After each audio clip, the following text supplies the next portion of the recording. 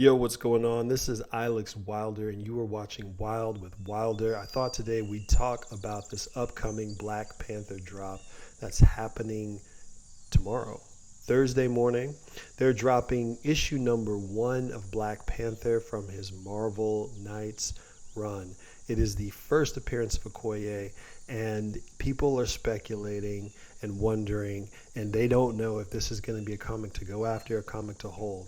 Well, obviously, this is not financial advice, but I can tell you what I know a little bit about the comic book and kind of my opinion on what I'm going to do. So stick with me. This is Wild with Wilder. Hit that like and the subscribe button. Let's go.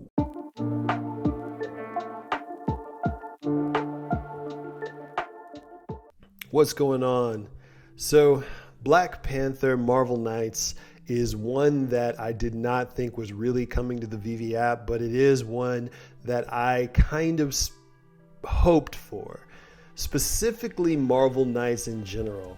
Now, I said on a couple of occasions in some of the videos or maybe on Twitter that if they ever put out Marvel Knights, when we're talking about just covers, cover art, displaying in the vault, these are the issues that I want to go for.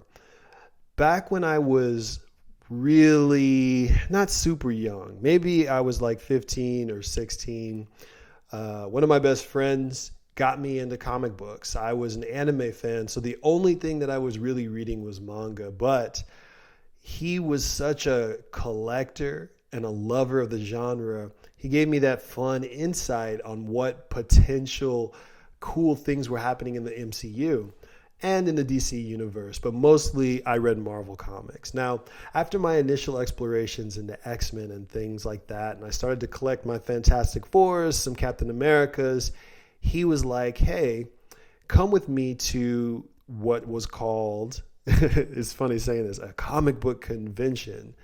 Now, comic book conventions have had more prominence for a much longer time in the US than anime conventions.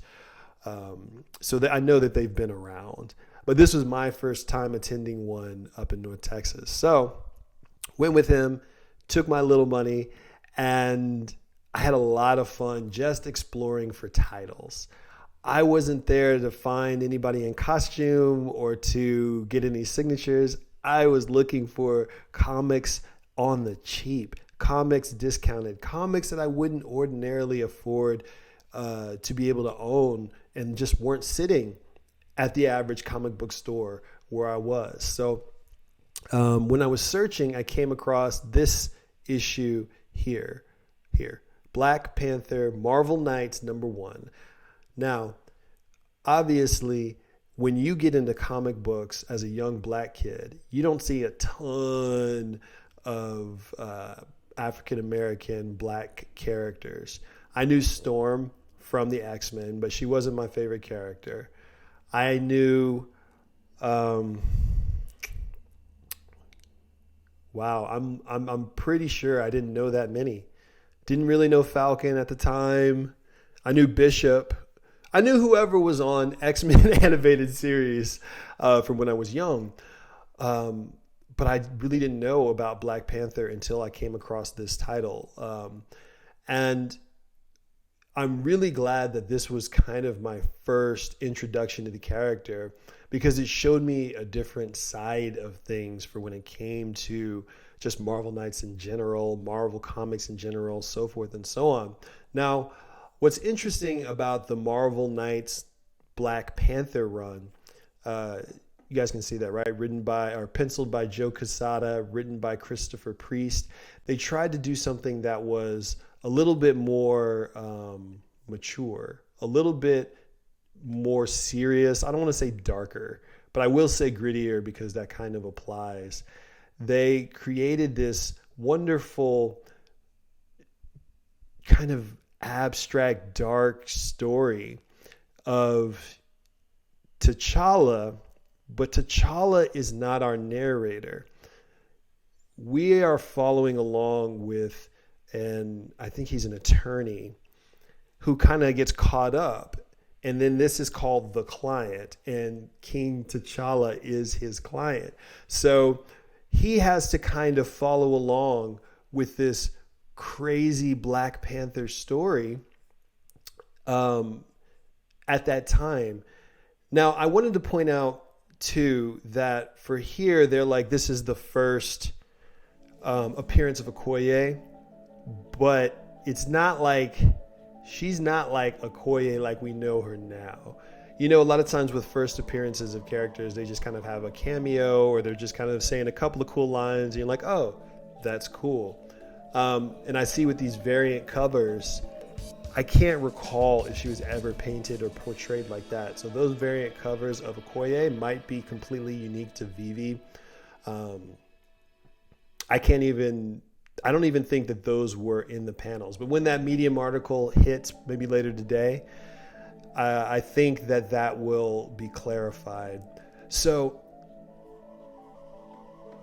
I just remember loving this comic for a lot of reasons. The story was so unique, where there was this weird kind of like occult thing going on.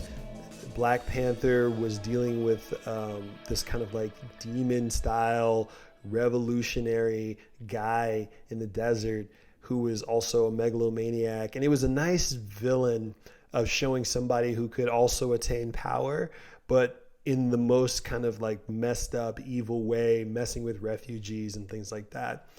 And I just remember the artwork feeling so much different than other Marvel shows or comic books. This kind of painted style is not really what I was used to when I would read Marvel comic books. Not really. You know, you would have your penciler and then that was that. But for every single one of these, it just had this larger than life, more important than it probably had any right to be art. And yes, the Fantastic Four did show up in issue 3. Now it's funny because I only had issues 1, 2, and 3 of this. And I don't even recall if I went back and finished the story. I think it might be a 5-issue run. But I remember really liking it. And from an aesthetic level, it kind of comes up in that kind of, this is giving me that kind of, let's think about the whole universe in a whole cloth manner, similar to like Marvel's, that's painted by Alex Ross. So yeah, Marvel Knights was this whole thing where it wasn't just about Black Panther. If you kind of look right here, you can see that there are different types of characters that were getting their due. Now, these were the Marvel Knights that got released a little bit later. Not the original, I'm pretty sure, because I remember seeing this cover on the stands. But it's like Marvel Studios gave some of their creators license to tell these more adult style stories. So they weren't really superfluous, but they were just these nice little snapshots of what could be done with these characters. Man, I don't even recognize all these characters here. You know, obviously the Punisher, Daredevil, Black Widow, and I don't know if that's Shang-Chi or not. I really can't remember. But yeah, and then obviously they throw Spider-Man in there because Quesada is a Spider-Man fan. And this artwork, the way that they did it with the heavy shadows and the painted style, it was supposed to give it this real, more gritty TV show appeal, make it feel like these characters will come to life and things like that. And obviously my favorite Marvel Knights run was the Inhumans. This was my favorite from top to bottom. That's why I'm so just appalled at the Inhumans television show. They did a slightly better job of incorporating the Inhumans on the Agents of S.H.I.E.L.D. television series, but they were basically like mutants, or they were supposed to be the replacement of mutants in this world, the MCU. But now that we have X-Men back and we're going to be integrating them in, they may have to start the Inhumans over again, because this artwork, this style, and just how this story took its time turned into something that you could really sink your teeth into. That's why I really like the Marvel Knights line. I think that it is a very interesting thing. So what does this really tell us in regards to the Black Panther drop that's happening tomorrow? Not much. I don't know how popular this is going to be. This is going to be, in my opinion, a nice to have.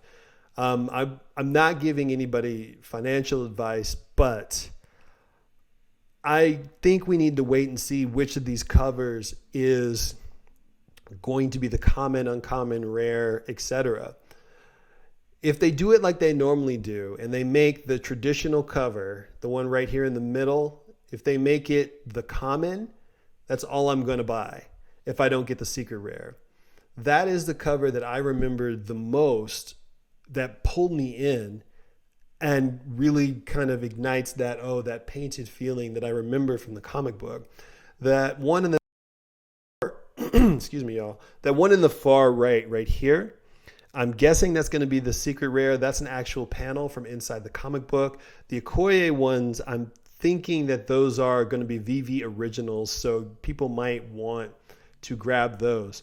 Now, this T'Challa is not the same T'Challa from the movies. Not even close. I think that if they had gone with this T'Challa, they were going to cast Djimon Hounsou. He's a little bit older, has a little bit more experience under his belt.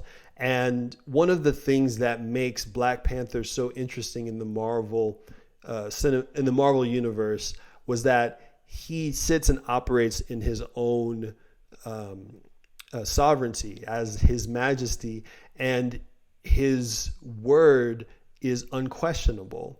There is no joyous, jubilant back and forth with him and his followers and them giving him a stern talking to. There's none of that. It's a very classic, he's the man type story. So since the MCU didn't want to go with that vibe where he's just like the coolest, sleekest guy around, and instead they went with a more humble prince, this is obviously not the version that they're going to utilize, but this is still my favorite version of the character, just because this book hit me a little bit earlier than the movie did. So I don't think that this is like a huge series at all, because I was kind of able to get this book for fairly cheap, and I think you can still get it now for fairly cheap if you really want to try to find it. Maybe the prices have gone up. I haven't really investigated that, but I just know from my own collecting days that this was a very fun book to have. And I was waiting specifically for Marvel Knights to release, or for Veve to release some Marvel Knights covers, because I know that those are the type of covers that I'm going to want to display right up front. So thanks again for watching Wild with Wilder. I'm Alex Wilder. I just wanted to do a little talk about the drop happening tomorrow for Black Panther. There's a crazy gym squeeze going on. People are sitting on their stacks waiting for when they can start to sell, or some people are buying. That's kind of what people are doing. I am just at my limits of what else I can grab, and I keep seeing all these great deals, but I have to tell myself or remind myself, I have my own plan. I have to stick to my plan. So thanks for sticking with me on this road to blue chip. We are constantly looking for angles, searching, seeking, so that we can hustle and flip our way to a blue chip piece, which is the second phase of my Veve journey. So keep tuning in, hit the like button, make sure to subscribe. I really appreciate it.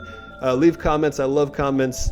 I'll mention them all. And of course, thank you so much. I am out.